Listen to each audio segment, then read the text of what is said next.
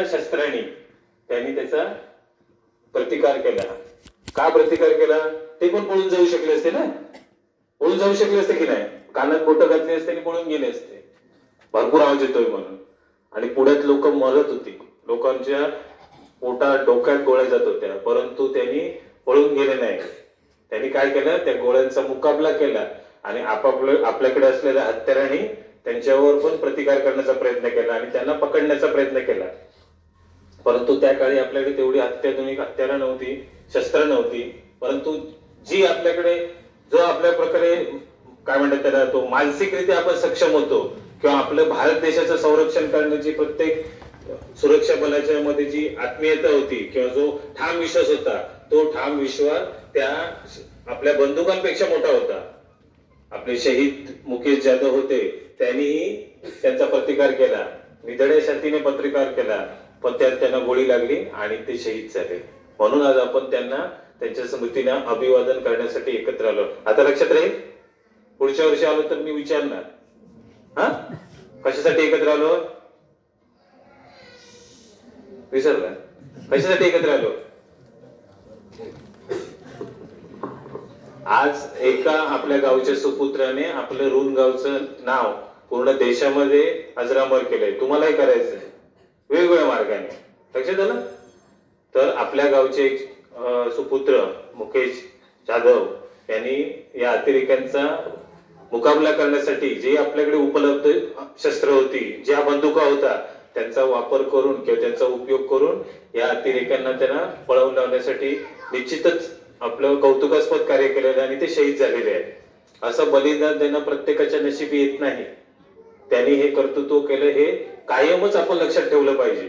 मी तर म्हणतो लांजा वासियांनी, लांजा तालुक्याने प्रत्येकाने ही गोष्ट लक्षात ठेवली पाहिजे की आपल्या तालुक्यातला एक मुलगा जो मुंबईमध्ये कर्तव्य बजावत होता, जो अशा अतिरेक्यांना न घाबरता आपल्या संविधानाचं रक्षण करण्यासाठी आपला जीव पण त्याने बलिदान दिला.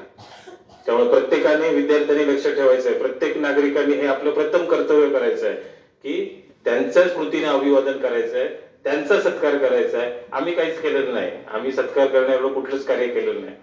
जे आपल्या देशासाठी आपला जीव देण्यासाठी तयार असतात, आपलं संविधान वाचवण्यासाठी, आपलं स्वातंत्र्य वाचवण्यासाठी, नेहमी त्यांचा तुम्ही सन्मान ठेवला पाहिजे, त्यांना मान दिला पाहिजे.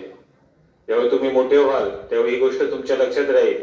तुम्ही ज्यावेळी गोष्ट तुमच्या प्रत्येक आपल्या मनामध्ये बिंबवाल, त्यावेळी तुम्ही आता कामानिमित्त ज्यावेळी मोठे होऊन बाहेर जाल ना, त्यावेळी तुम्ही सांगाल की शहीद मुकेश जाधवच्या ऋणच्या गावातला मी नागरिक आहे म्हणून. सांगाल ना? मोठ्याने बोला, सांगाल ना? बस झालं, ठीक आहे.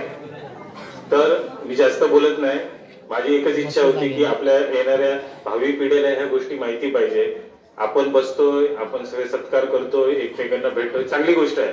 पण ज्या व्यक्तीने, ज्या सैनिक बलामध्ये काम करणाऱ्या व्यक्तीने कुठल्याही गोष्टीची भिडभाड न ठेवता निधड्या छातीने असा प्रतिकार केला, ज्या जिवंत आरोपीला कसाबला, ज्या ओंबळे जे आपले हे होते तुकाराम ओंबळे यांनी पकडलं, तर त्यांच्या हातात फक्त लाठी होती आणि समोरच्या व्यक्तीकडे वेगवेगळ्या प्रकारची AK-56 सारखी हत्यार होती, त्याच्याकडे हँड ग्रेनेड होते, परंतु त्यांनी कुठलाही विचार केला नाही.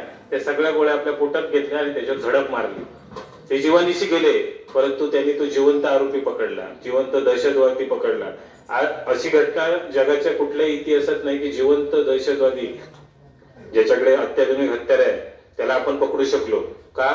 तर ती निष्ठा आणि कामाप्रती असलेली त्यांच्या एक प्रकारचे त्यांच्या अंगात असलेली देशाप्रती भावना, याच्यामुळे हे करू शकलो.